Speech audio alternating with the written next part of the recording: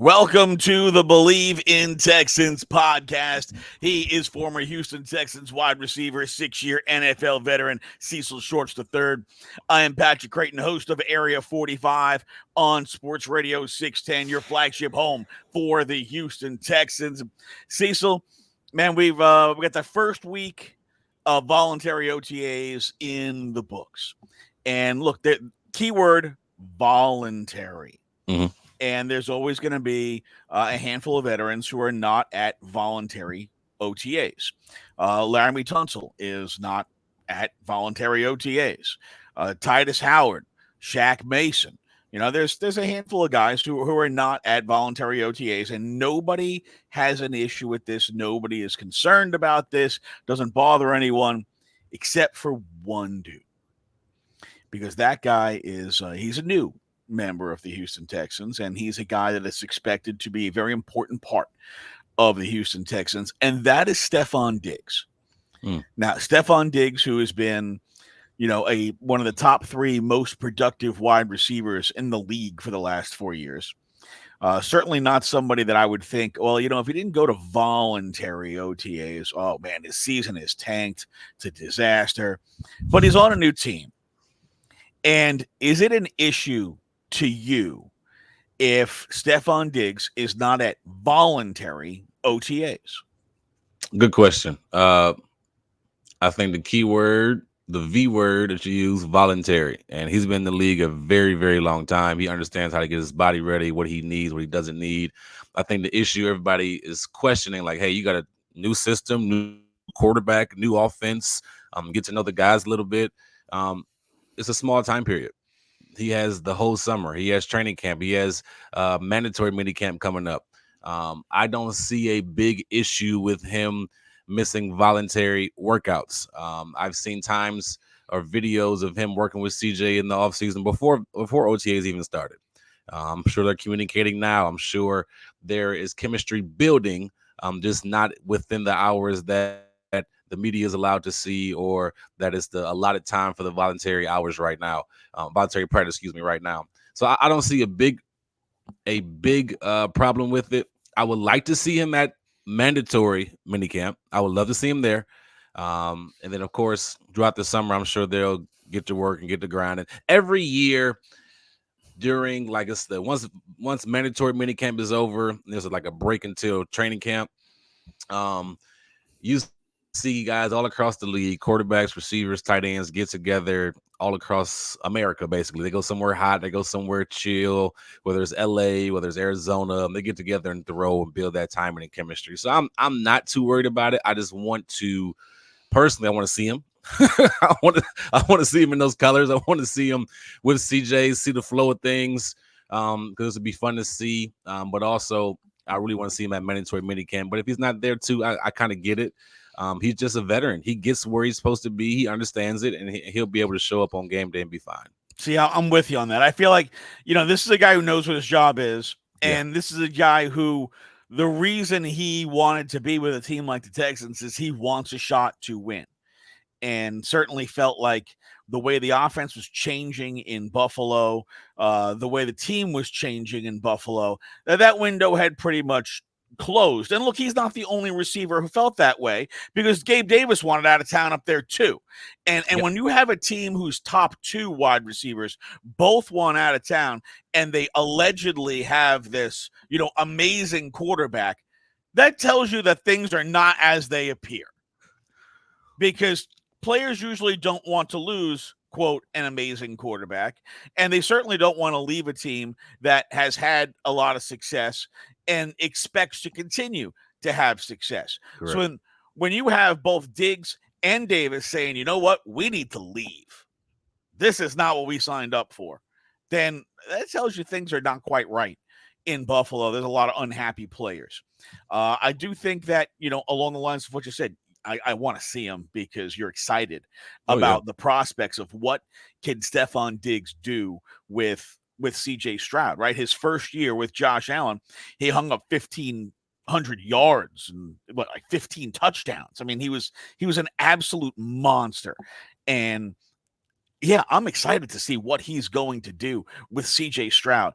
But I also feel that hey, if you're not worried about the fact that 60% of your expected starting offensive line is not at voluntary OTAs, and if you want to talk about a position group that needs to establish continuity and needs to be on the same page and needs to have the reps, the offensive line is where you would expect, considering the injuries they had a year ago, the problems they had with the line a year ago. That's what people would be most concerned about is, hey, why aren't these guys in camp? Are they healthy? Are they ready to go yet? That I would feel like that would be a bigger concern, but that doesn't seem to be the concern. The only concern seems to be with Stefon Diggs, and like you, I'm not overly concerned about that. Now, when we get to removing the word voluntary and Mm. adding the word mandatory, and then he doesn't show up, all right, we'll address that when we get to that bridge, but I don't feel like we're going to get to that bridge. Quick side note, man, how impressive is it to you to see Tank Dell out there running full speed? What, 3 weeks after being shot? I tell you what, very, very, very impressive. I was talking to somebody, I forgot a couple of days ago, and I was teasing them like, well, he ain't got that much body to begin with, so the healing, the healing must have been awesome. But he's like Wolverine, man. He's out there, he heals up quickly, and he looks explosive. Like just seeing some of the videos online of him training with his wide receiver trainer, he looks fast. He looks ready to go. See him making plays at OTA. It's just exciting to see for him, especially because that can be traumatizing. That can be mentally draining. That could be something that's hard to bounce back from. But he seems like he's ready to go, so that's good for the Texans. Tank Dell, now officially Wolverine. Adamantium running through his body. I am nerding out here. Adamantium, for those of you who are not sure what that is what Wolverine's claws are Yeah. made of. Yep. Okay, Adamantium just healed up his leg, and now he is just ready to go. Full speed. Unbelievable that anybody could recover that quickly the way that he did. And he's out there, running full speed and blowing past guys, and it's like nothing happened. Yep. It's Man, that is the craziest part, right? He's out there playing like absolutely nothing happened. And here's a guy whose season ended with, a really bad lower leg injury. And then he gets shot in the leg just like 3 weeks or so ago. And he's out there running full speed and making plays, man. He really is Wolverine. It's pretty amazing. There's some other guys who've been talking. You heard Azeez Al-Shaair talk about how he had hoped to be a part of the Texans a year ago. Money wasn't quite right. This year, tries to get back with the Texans again. The money is right, and here he is. Dalton Schultz, who talked about how he wanted to be here and made sure that his agency knew he only wanted to be here. What does that say to you about DeMeco Ryans and the Houston Texans and their culture, that this is the way that two very respected veterans, two really good players, felt about this organization? Well, it's interesting because one guy experienced DeMeco as a position coach in San Francisco. And I'm not sure if he was a D coordinator while he was there. But just his experience alone with DeMeco in a whole nother setting, not even as a head coach, a whole nother setting, it speaks volumes of how highly he thinks of DeMeco Ryans. I had a chance to talk to him maybe last week at some event with the Texans, and he was just like, he's like a father figure to me. He's somebody I want to be around. He's somebody that's going to hold me accountable. Is going to make the best of whatever we can do. He's going to have that culture ready to go. And he said, like you said, he wanted to be here a year ago. This thing just didn't work out. But for somebody that had him as a position coach and then wants to be with him that bad, it's like, hey, I want to be here. Whatever it takes to get here. Maybe I got to go somewhere else for a year and then come on back. I want to be here. That says a ton about what DeMeco was building. Also, Dalton Schultz was a part of it last year. He came in on a 1-year deal, and he was a guy that had some good years in Dallas, I believe. Maybe a down year, then get that bridge year here with the Texans. Like, okay, let's see what he can do. And he showed up and showed out. But what happened with him, I think he just fell in love with the culture of what Nick and what DeMeco was putting together. And when you have veteran guys that have been other places that only want to be here, That's a huge deal. That says a lot about what type of man D'Amico is, what type of coach he is, how his players are buying in. And it's easier for rookies or younger guys to buy into what a coach is saying. But for veterans across the league that have been other places, that have been a part of winning programs, Azeez been to 3 NFC championships and I think 1 or 2 Super Bowls. For him to be here and say, I want to, this is the only place I wanted to make this work, that's a really big deal. So for 2 veterans that have been around the league to say this, that's hard to beat, man. You know, Cecil, it wasn't that long ago. Guys didn't want to be here. Oh, the opposite. Right? It wasn't that long ago that the Texans had a star quarterback who said, I'm not playing for you.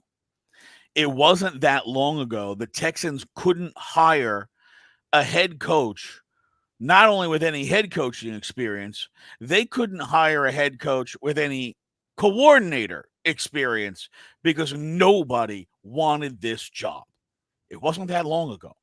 And, you know, to think that 3 years after that just absolute epic disaster of a team led by David Culley, that here we are with D'Amico Ryans and a team that won 10 games, won the division, won a playoff game, and now has guys who want to be here, is coming off a tremendous offseason in both the draft and in free agency.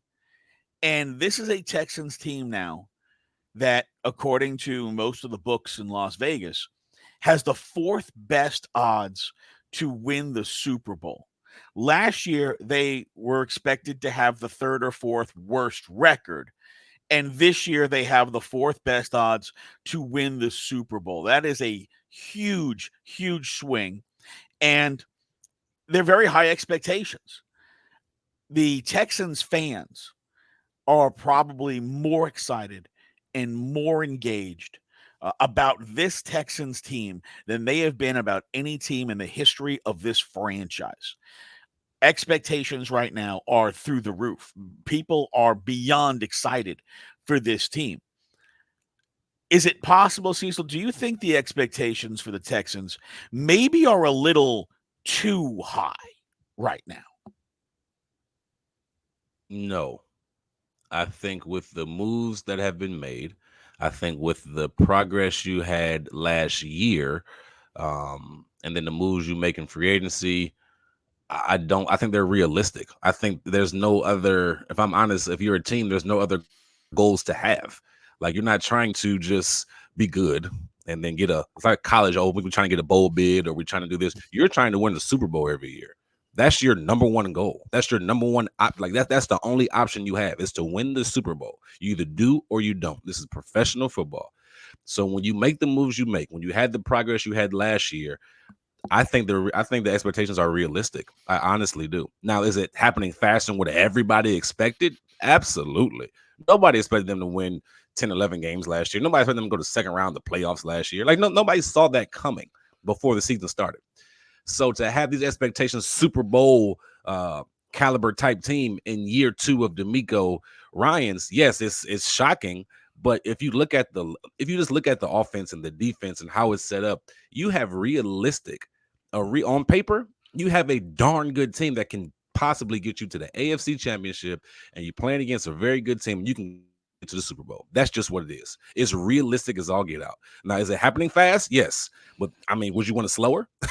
Like, you not want to be in this? You mentioned 3 years ago, nobody wanted to be here. You couldn't find a coach, quarterback left. Like, nobody wanted to be here. Now you're in this position. It's realistic, man. And I don't want to you got to go out there and play, right? You got to go out there and play. You got to stay healthy.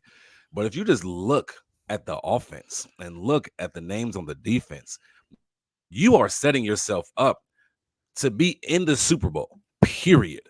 The expectations are there. The free agents that came in, Joe Mixon, I believe he was a trade, Daniil Hunter, all these guys, Archery, these guys came in to win now. These guys came in for a reason, to get a Super Bowl now. Stefon Diggs, now. This is the time to do it. So I do not think, Pat, that it's unrealistic or the expectations are too high. Yeah, I think back to when the Texans first drafted Deshaun Watson and the excitement around the franchise of, hey, we have our first real franchise quarterback. Mm. And I remember that training camp, how Deshaun Watson badly outplayed every other quarterback on the roster. But Bill O'Brien was going to, quote, make him wait his turn because Tom Savage earned getting the starting spot by being here previous years. And it took him all of one half of the first game to decide to make that switch. And we saw, you know, how good Deshaun Watson really could be as a player, and he put up just tremendous numbers, and then the excitement around the team for what could be with Deshaun Watson. He played like 6 games and then he got hurt, and that was the end of his rookie season. But the following year, there were pretty high expectations with a lot of excitement around the Texans. CJ Stroud is the first quarterback to ever be selected 2 or higher to win the division and win a playoff game in the same season. Mm. That's first quarterback and ever and 2. Usually when you're a quarterback and you get drafted 2, it's because your team is, let's be nice about it because this is a family-friendly show, and say that they weren't very good. He made them that good, right? Before the season, most analysts were saying the Texans might have the worst wide receiver room in the league. Instead, Nico Collins puts up 1,200 yards. Tank Dell looks like a budding star before he suffers his injury. And all of a sudden it's, oh, wow, the Texans have 2 really good receivers. But, just a couple of months ago, you were telling me that they were all dogs. CJ Stroud is able to bring out the best in those players. When you have a quarterback who can raise the level of play of the guys around him, how special that is. And yeah, you know what? I'm with you. I don't think the expectations are too high because I don't think there is a ceiling on CJ Stroud. Mm. And as long as CJ is on the field, unless you're telling me that Patrick Mahomes is on the other side of the field, you have the quarterback advantage as far as I'm concerned. I do not think, and look, we're going to give Patrick Mahomes every flower because he's earned every flower. But for every other quarterback in the league, I do not think that there is this guy, oh, he's better than CJ Stroud. Lamar Jackson's got 2 MVPs. And I don't think right now I'm going to say, oh, he's 100% better than CJ Stroud. He's different. He brings different things to the table, and he is an excellent quarterback, man. Lamar is a great quarterback. But that's the level that I look at CJ Stroud at. That CJ could be at that level this fast tells you that learning curve is not done. Like, he still has so much more in him because he's only been in the league a year, and you've already seen what he did 1 year in. Well, what's he going to do 2 years in? What's he going to do 3 years in? Like, he's still learning the league. He's still learning, the tendencies of the league. He's still, getting more comfortable in how he addresses certain situations. And this is how good he is already? Yeah, I don't think they're too high. I don't know if there is a too high. Because when your quarterback is that good and can bring out that kind of excitement and now has the skill players around him, man, I have no idea how teams are going to guard the Texans defensively when you have 3 wide receivers who are matchup nightmares. And then you have a tight end who also can be a matchup problem. You've got a running back who can catch the ball out of the backfield. I don't know how teams defend this other than if they could just get massive pressure. And with a healthy offensive line this year, please, Lord, healthy offensive line. If we have a healthy offensive line in Houston this year, I don't think teams can get to CJ that fast. And that means, well, they're going to sling it around the yard a whole hell of a lot. That's really exciting to me. And, so I was, because excited to see, okay, what are these guys' numbers going to look like this year? I went and looked up a couple of player props, and I'd like you to give me your thoughts on over or under on some of these player props. So Ooh. let's start with CJ Stroud, who last year I had worked with guys with betting predators and talked about, different over-unders and prop bets, player prop bets that I liked. I hit on every single one except one. Mm. Dameon Pierce, the only guy I missed on. And Ooh. and I don't think anybody before the season a year ago thought Dameon Pierce wouldn't score at least 4 touchdowns. Oh yeah, for sure. But the injury issues that kind of prevented him from really learning the scheme in the offseason. He didn't have a real offseason. Then he got injured again. And, we kind of found out, and he admitted he didn't really know the system the way he needed to, and that it was going to take a full off season for him to be able to do that. I do think that, that's kind of unfortunate for him, who had Dameon had a great rookie season. And I don't think that evaporated on him, right? Like, he didn't just suddenly forget how to play football. So I think that the change in scheme definitely hurt his production a year ago. He wasn't ready for it yet. The offseason, having to recover from injury, it kind of held him back a little bit. And I do think he will be a lot better this season. But we don't have any player props on Dameon Pierce. We do have player props on CJ Stroud. CJ Stroud, yardage total for this season right now, 4,150 and a half yards, 4,150 and a half. Are you over or under on the CJ Stroud yard total? Over. Over. I think he'll be around the 43 to 4,500. I think they're going to sling the ball this year. I mean, do we have to name the weapons again? Like Nico Collins, 1,200. You had Tank, who had on his way to 1,000, had 700 and some change before he got injured, coming inside, blocking on the goal line. Which should never happen again. I pray he's never in there again when they know they're running the ball. And then you had Stefon Diggs, Dalton, Schultz, Joe Mixon, who mentioned you can catch out the backfield. Like, they're going to be slinging this thing. So I wouldn't be surprised if it's over 43 to 4,500 yards this year. I think the only way CJ Stroud doesn't have the over on this is if he misses more than 3 games. How many did he miss last year? I think he missed 2 last year. 2 last year. Okay. He would have to miss more than 3 games to not hit that number. So I like the over on that. Over under on touchdown passes for CJ Stroud, 28 and a half. Are you higher or lower than 28 and a half? That one's tough. I'm going to say lower. I'm going to say it's going to be lower than 28 and a half. I'm going to say it's going to be around 27-ish, but that's tough, man. Like, I'm going to go lower just because it's hard to throw 30 touchdown passes. Like 28, that's a tough number to get to. So I'm going to go lower here, Pat. I'm a little nervous about it, but I'm going to go lower. All right. And look, that for those of you wondering, you guys got to remember, Joe Mixon is one of those running backs who kind of has a nose for the end zone, right? This guy gets double-digit touchdowns a lot. And the Texans want to run the football. They, obviously invested heavily in the offensive line a year ago. They invested both in free agency and the draft and in re-signing players they already had.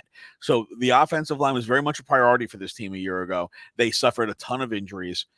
They invested in the running game by going out and acquiring Joe Mixon and giving him money too.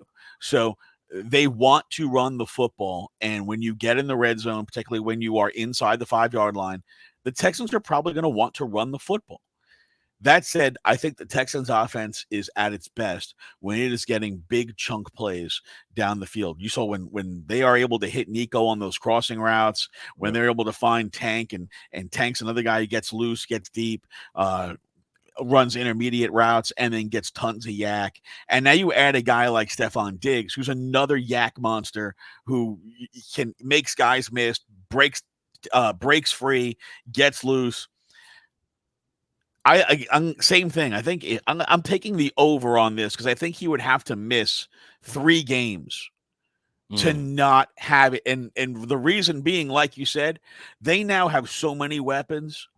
They are going to sling the ball. I think that Bobby Slowick now understands the idea. Hey, my quarterback is one of the 5 best passers in the league. My offense is at its best when the ball is in his hands. So I'm going to keep the ball in his hands. And we have put tremendous weapons around him that, okay, on the defense is doubling Stefon Diggs. That means Nico and Tank are one-on-one. Yeah, good luck stopping those guys one-on-one. Oh, you decided to roll your double coverage over to Nico. Diggs has one-on-one coverage. That guy's going to destroy you. Yeah. Oh, you somehow managed to bracket 2 of my receivers. Okay, well, Tank could get loose. Who's covering Dalton Schultz again? Yeah, that's what I thought. And then I got a mismatch there too. I think that there are so many mismatches and so many weapons for the Texans. I don't think that it's possible to stop them all. And talk about like, okay, who has the best weapons in the league? I think it is fair to put the Texans in the conversation with the San Francisco 49ers for the best weapons in the league. Now, I'm not saying Joe Mixon is Christian McCaffrey, although he's a lot more durable historically. And Stefon Diggs and Nico Collins. Well, Nico may not have as long a track record as, say, Brandon Ayuk or Deebo Samuel, but the talent, the ability, what we saw from those guys, that guy a year ago, I think Diggs and Nico, if you're saying, well, they're not quite on that level, all right, is there like a half an inch in between there? And then Tank Dell is a better third receiver than anybody else has as a third receiver. I don't care what team you're talking about. Nobody else has a Tank Dell. I think their weapons are right up there at the top of the league as far as best weapons in the league. And I think they're going to sling it around like crazy. So I'm going to stick to my belief that Bobby Slowick now knows you put the ball in the hands of number 7 and you don't worry about it. Speaking of, since we just went through CJ Stroud, let's look at Stefon Diggs, whose yardage total for this year, 949 and a half. Ooh, so this is interesting because Stefon's coming from a place, as you know, Pat. He's getting over 100 targets the last 5 years, every single season. If you look at the deficit between the targets from him and then Gabe Davis, number 2, it was like 70 targets. Like he was getting more, right? Tons of yards, 1,200, 1,300, 1,400. He was just awesome. First year you mentioned 1,500 yards receiving with Josh Allen. Now you come here and you mention all the weapons they got. I'm going to say over. And this is the reason why. Kind of going with the same thing we've been saying. They're going to sling the ball a ton, right? But I'm trusting CJ that he's not going to force anything, let it come to him. But when you have a offense with a plethora of weapons, what happens is there's going to be a mismatch somewhere. So now you got Stefon Diggs in the slot, maybe after a motion, and he's on the nickelback, who's your 3rd or 4th best cornerback that got to cover him, right? Now you moving him outside in the motion, or say he starts in the backfield, you motion him outside. Now he's on the corner, he's one-on-one. Say, like you mentioned, they decide to go roll coverage to Nico Collins. Well, we got one-on-one coverage out here, and all it takes is one good pass, and he's gone for 70 yards down the field. All it takes is one 6-yard hitch. He makes one guy miss. It's a 70-yard gain down the field. I just think he's too explosive. I think he's too motivated. I think CJ knows how to distribute the ball. And I think with all the weapons that you have, and you mentioned it before, what are you going to do?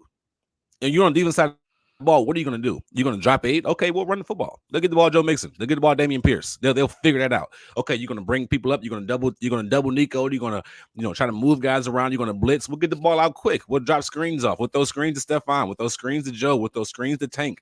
There's so many options you can do. I don't see Stefon going under 1,000 yards. I just don't. I honestly think you might have 3,000-yard receivers this year. That's how much highly I think of this receiving core and really CJ Stroud. He's played at Ohio State. I said this before. He played at Ohio State. He knows how to share the wealth. He knows how to keep everybody happy, right? And he doesn't have to force anything. Just read the coverage. Pre-snap, what's going on? Okay, cool. They're going to double him. I'm going to go this way. They're going to double him. I'm going to go this way. It's one-on-one. Oh, I can pick what's the best matchup available, right? So I'm going to say Stefon has over 949. I think the bet was 949.5. Yeah, I think it's well over. I think he's in the 1,000-yard range. I would be absolutely stunned if Stefon Diggs doesn't have 1,000 yards. And that guy gets 1,000 yards, like not even trying. And it's funny you mentioned about having 3 receivers over 1,000 yards. It's only happened 5 times in the history of the league. Mm-hmm. And the last time it happened, I believe, was 2008. The Arizona Cardinals, who had Kurt Warner, Larry Fitzgerald, Anquan Bolden, and Steve Breston.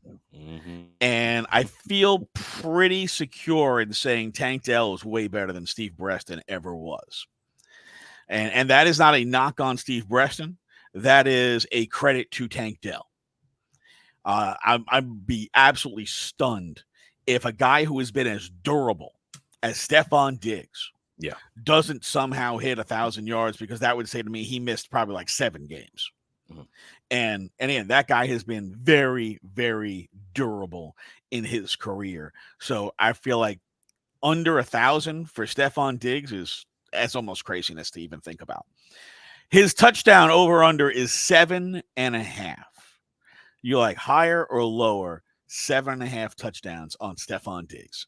Again, I went under 28.5 for CJ, which I'm kind of doubting now. The more I think about it, but I'm gonna go under. I'm gonna go under again. I do think he'll be explosive and have over 1,000 yards. I just think it's so many weapons. Like if you give Tank a short post route, he can take it to the house.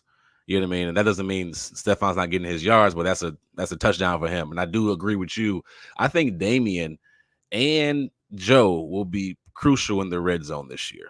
I truly, truly do. I think Dalton Schultz in the red zone is going to be crucial this year. So I think when you get closer to the red zone, you'll see more of the running backs, tight ends involved, more of the bigger receivers involved, the bigger tight ends involved. So I'm going to go under 7 touchdowns. But I think he, again, has over 1,000 yards.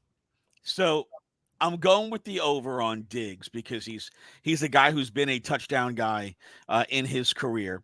And I do think they're going to target him the most. I also, again, very durable. And like you were saying, there is, look, Joe Mixon is going to get touchdowns, right? He's done this throughout his career. And we know the Texans want to run the football. But I think that because they're going to hopefully have a healthier offensive line and hopefully have a better running game. This is a team that a year ago was top 8 in pretty much every passing statistic. But the offense, the scoring was more middle of the pack because they struggled to run the ball. They struggled to run the ball and convert on third down. They struggled to run the ball in the red zone. And a lot of opportunities wound up being them settling for field goals instead of scoring touchdowns because they were very much a one-dimensional offense. And when they got into the red zone and teams could, kind of shorten up the field on them, they struggled to convert. I think this year, because they've added Stefon Diggs and they've added Joe Mixon and the offensive line, again, we think will be better. We think will be healthier, that a lot of those, red zone field goals are now going to be red zone touchdowns. And that will help them get from middle of the pack in scoring up into hopefully the top 6 in scoring. I think if they get top 6 in scoring, you're talking about a team that has won its division, that is at least a legitimate contender to go to the AFC title game. And if they've scored that many touchdowns, I think Diggs will go over 7.5. So there's a logic train to this. I know sometimes my logic train doesn't always pull into the station, but there's a logic train to this, Cecil. And this is why I think Stefon Diggs will go over the touchdown number. Now, Nico Collins had a big season a year ago. His over-under on yards is 950.5. Are you higher or lower on Nico Collins at 950.5? And if you're shaking your head, how is Nico a yard higher than Stefon Diggs? That is a fair reason to shake your head. But that is the line on Nico Collins. I don't get that. I think coming into the year and you look at the receiver room, Stefon is your clear-cut number one receiver. Like, end of story. He's your number one guy. He's going to get the targets. He's going to get he's going to get, I would say, majority of the targets. He's going to get the yards. He's that guy. He's because he's durable, because his resume says so, right? His resume says so compared to the other guys on the roster. No offense to them, but his resume says so. He's earned that right. So I'm not sure why Nico has 1 yard up on him, but nevertheless to say. So I say over. And it goes back to what I said about Stefon. I think this team has a chance to have 3,000-yard receivers. That room is that talented. And when you bring Stefon in, now Nico, I can guarantee you probably will not see the number one cornerback majority of the time. He just won't.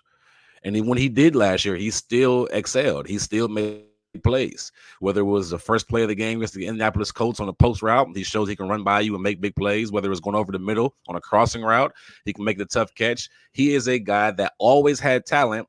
The only issue with him was kind of the quarterback play, of course, and then his injuries, right? But he's able to stay healthy most of the year last year.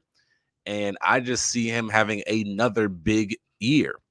And I think when you look at guys going into their contract year and they're trying to get paid, this is a perfect situation for him because the pressure's not on him. The pressure's not on him at all. He can go out there to continue to play. Him and CJ have some chemistry already based on the last year. So I think that continues to happen. And he has over 950 yards. I think he's around the 1,000-yard fringe range.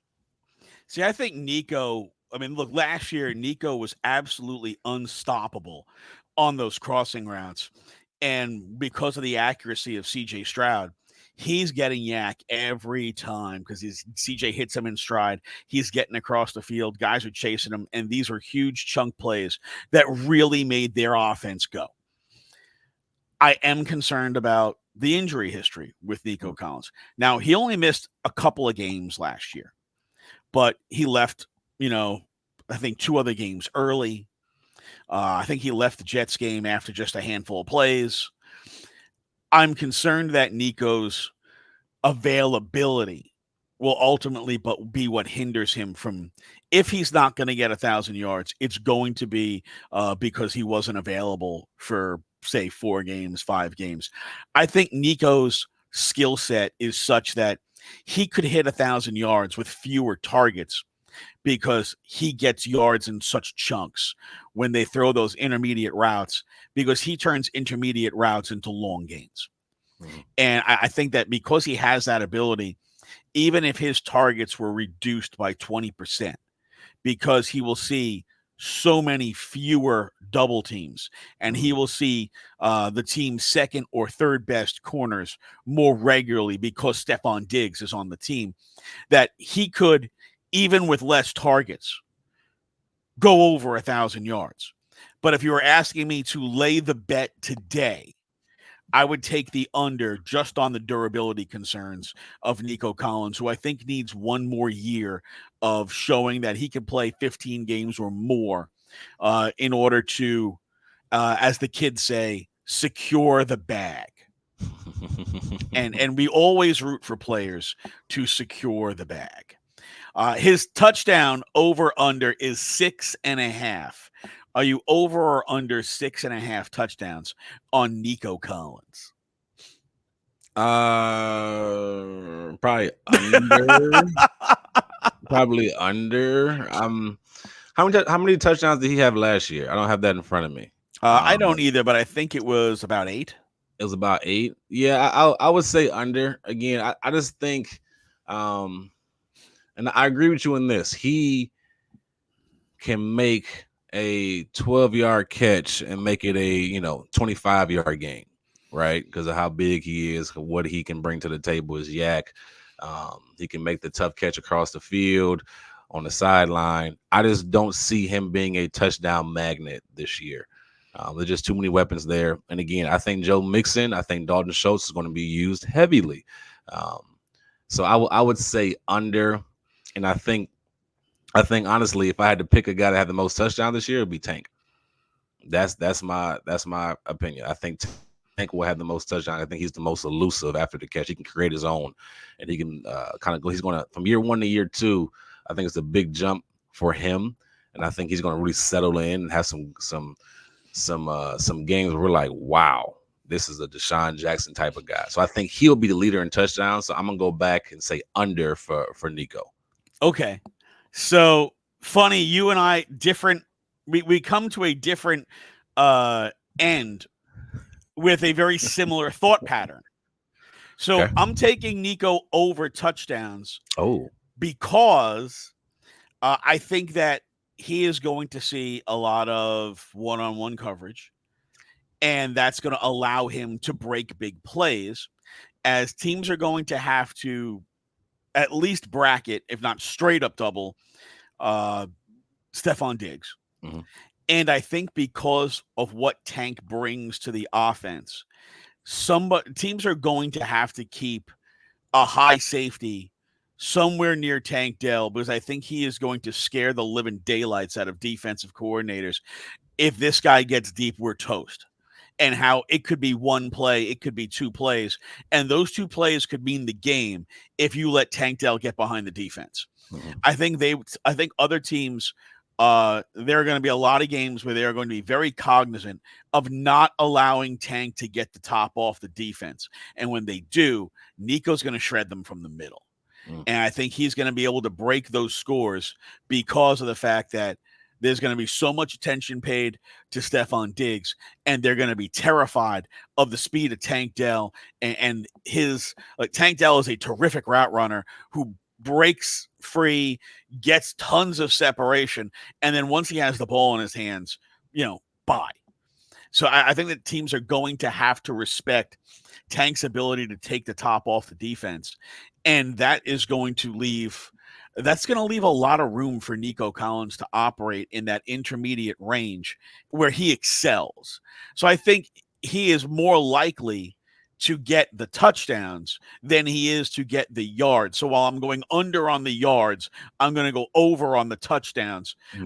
As the same thing as we're talking about, hey, Tank Dell, what is Tank Dell's impact on the offense? I think teams are going to be scared to death of Tank Dell, and they're going to have to make sure that they keep somebody deep, which means, you're talking about instead of teams having a cover zero or a single high safety, teams are going to have to play a lot of 2 high safety. And when they do, man, the intermediate of the field is going to be wide open, and Nico is going to just wreak havoc there. All right, our last over-under is with Joe Mixon. Ooh. So we're talking about the running game that struggled very much last year. Joe Mixon has been a very consistent, very durable running back in the league in his career. The over-under for Joe Mixon, 901.5 yards. Are you over or under? 900.5. So 901 hits the over. Are you over or under on Joe Mixon yardage total? Ooh. Well, ooh was way better than ooh. I know, right? 901. I'm trying to look up. Let's see. So 6,000 total yards. 1,000 yards last year, right at the cusp of 1,000 yards, 9 touchdowns, 11 or 12 touchdowns total. So this is my thought. I think he will be under. No, give me the number again. 901. 900.5. So 901 hits the over. 901 hits the over. I'm gonna say he's over 901. I'm gonna say he's over 901. Not much, but I'm gonna say he's over 901. I think knowing where Bobby Slowick comes from, his background, his history. They want to run the football. That is plain to see. I just think so he'll get his touches, he'll get his carries. Um, he will have his opportunities because he's a darn good playmaker. He'll have his opportunities to make his plays. I just think I don't know if he will be 1,000-yard running back this year. Doesn't mean he's not won't have a great year. I just think you have so many weapons on the outside, and your quarterback is so darn good that your best player, in my opinion, needs to touch the ball and have the ball in his hands majority of the time. And that best player is CJ Stroud. Yeah, it is. So when you have that, he'll get his touches. He'll get his, especially in the passing game. I think last year he had 376 yards on 52 receptions. I would pick over on that this year. I just think he'll get a few more receptions, whether it's check downs or screens. But you got to have the ball in CJ hands. That's just what it is. So for the Texans to get where they want to go, right? Put it this way: if the Chiefs, when you look at the Chiefs in the biggest moments of the games, number 15 has the ball, period. If they want to win, 15 has the ball in his hands. And sometimes they're throwing the ball 50 times, 45 times a game because they know the best chance for us to win is for him to have the ball in his hands. That's the same way I feel about CJ. The best chance for the Texans to win, and no matter who's on the other side of the ball, and you mentioned it before, I don't care who the other quarterback is when number 7 has the ball in his hands. That's how much we trust him, right? So I think because of that, which is not a bad thing, and actually kind of preserves some life for Joe Mixon, honestly. I think he'll have over 901 yards, but I'm not 90. I guess it's 900.5, so the over. But I don't see him getting 1,000. He'll be very productive. He'll be explosive. He'll do some great things.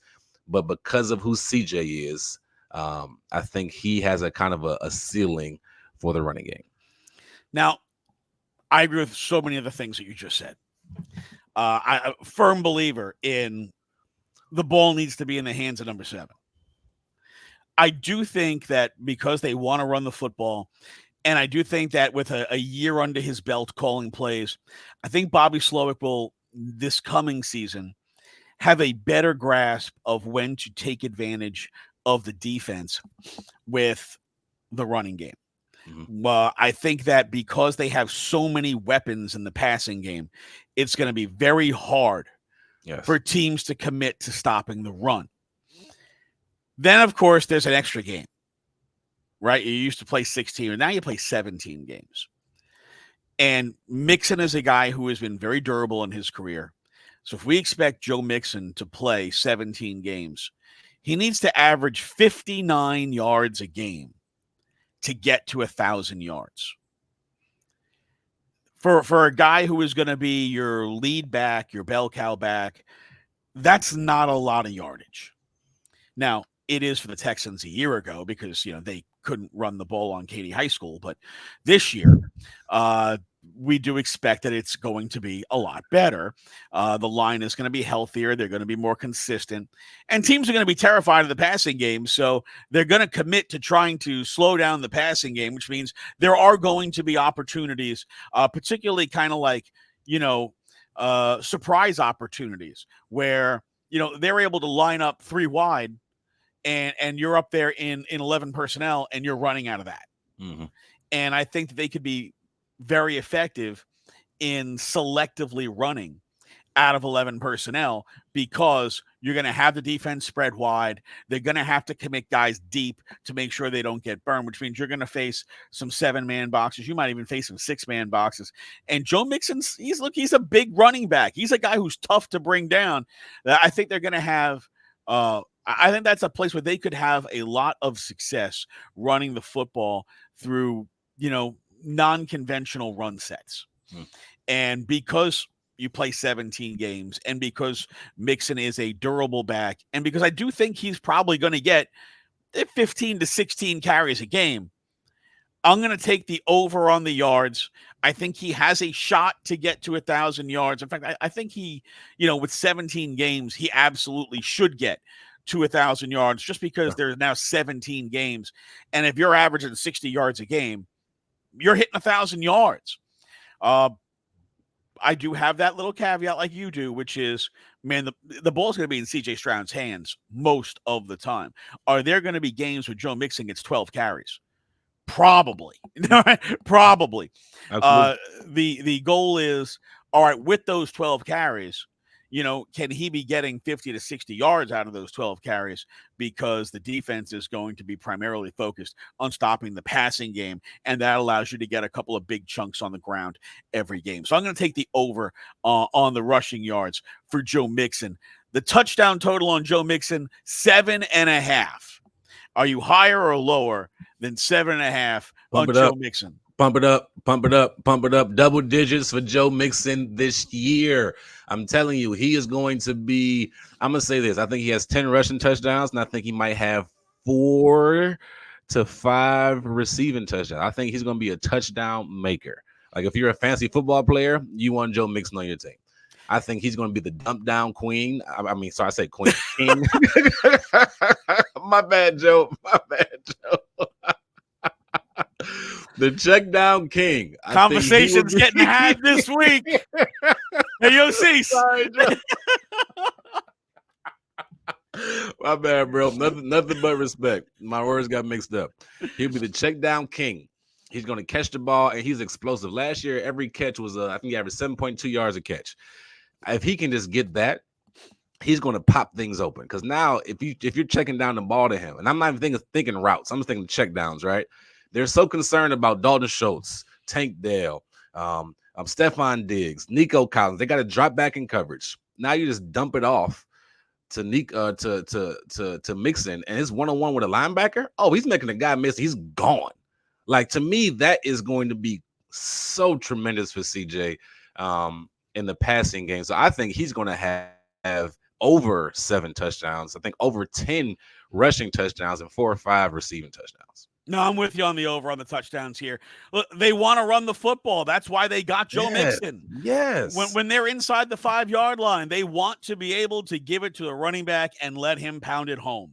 Yep. So, yeah, I'm with you on Joe Mixon. I think he's going to get plenty of opportunities in the red zone, especially when they're inside the 5-yard line. I think he's going to get a lot of opportunities. It's going to kind of be like, the old I feel like there's going to be a lot of the old Gary Kubiak offense of, okay, we're inside the 5-yard line, give it to Arian. Give it to Arian. Give it to Arian. If they get inside the 5, they're going to give it to Joe Mixon.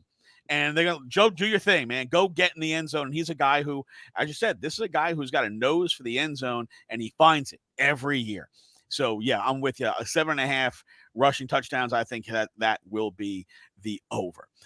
We've got so many more things that we can get to here in the Texans offseason, but we're going to save them for our next episode. So I want to thank all of you for joining us today. Big thanks to my man Cecil Schultz III, former Texans wide receiver, 6-year NFL veteran. Don't forget, you can find me Monday through Friday, 7 to 11 p.m. every night on Sports Radio 610, the home of the Houston Texans. Make sure you like and subscribe to the Believe in Texans podcast, which you can get on Apple Podcasts, on Spotify, and everywhere that you get your podcasts. Like us, subscribe to us, and get everything on your Houston Texans all year long. Appreciate you joining us. We'll see you soon. Go Texans!